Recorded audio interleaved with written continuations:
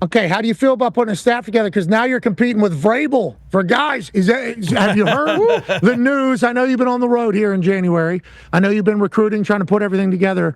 Mike Vrabel is now the head coach of the New England Patriots. That was announced officially. How do you feel about the move, and what are your thoughts on Mike Vrabel since he has become a coach after leaving as a New England Patriot, a multiple-time Super Bowl champion?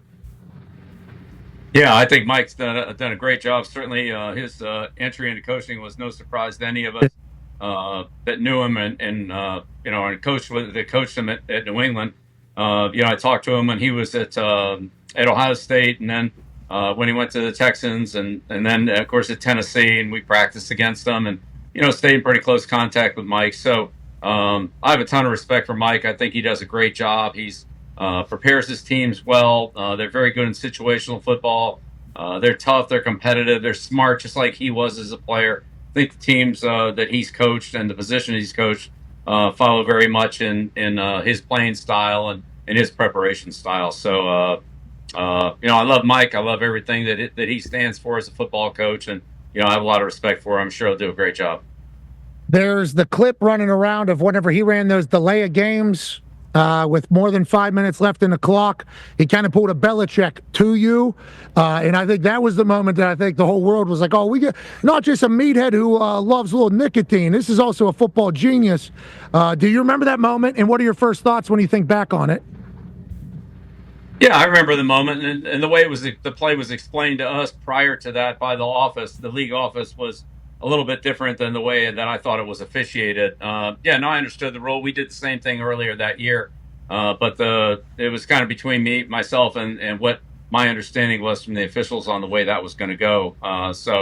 What he did was completely within the rules. As I said, it's something we had done. But that's Mike. Mike does a great job. He changed the game. When in the Colts. On Vanderjagt's miss in the opening, start of the season opening game when he called the second time out and Vanderjagt missed. And then, Polian and the competition committee changed the rule the next week. So Mike's always been one to take advantage of those situations. He's a heady, smart player and coach. I think so too, and we're all happy that rule was instituted. We don't have time just to be calling timeout 3 consecutive plays. Nonetheless, love the way Vrabel operates. Taylor Lewan, he put out a video basically as a heads up to all the Patriots players on what life is about to be like with Vrabel, and in there he mentioned, hey, you need to know. Obviously, the 3 keys are the keys to the defense, offense, and special teams. Does not matter what side of the ball you're on. You need to know the janitor's name, okay? Because in team meetings, he's going to pop somebody up there, and he's going to put your ass on the spot to know everything that's going on. He said your life's going to suck, okay, boys? It's going to suck for a while, but you are going to be better because of it in the end. Is that similar to how you ran? And why are those little things you think so important to running a successful operation, Coach? Well, I certainly think it's important to know the people that are in your organization, whoever they are, not just your teammates, but the other people who support you. Just to know the history of the franchise or the team, whatever it is. But that just makes communication and respect for each other flow much more smoothly. But again, we've always been big on preparation. Mike did that as a player. I'm sure he'll continue to institute that as a coach. And that's part of the player's job, is to be prepared for the opponent, but also to know everything that you do internally so that you can take advantage of all the opportunities that you have on your team with your teammates, your playbook, and so forth. I can't wait to watch. I think we all just assume that the Patriots are about to be all the way back in. Of course they are. FT, let's be real here. Vrabel is going to New England no matter what. And guess what? The Patriots won the coaching cycle once again. This is a perfect hire. We're bringing cigs, we're bringing dips, we're bringing beers all the way back in New England. What are the expectations for his staff?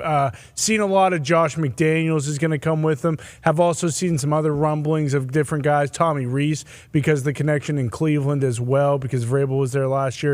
And so is he. Is that probably going to happen with McDaniels, or is maybe Big Mike going to say, hey, I want in on that. I'm going to go up to New England, maybe call plays for a year, and not be doing the head coach and shit after how the Cowboys went this last year? Well, I think Josh McDaniels is an obvious candidate, and I would say potentially the leading candidate for that job. If for no other reason, he's got great success as an offensive coordinator He's been with that organization. He knows Mike Vrabel. He lives in Foxborough.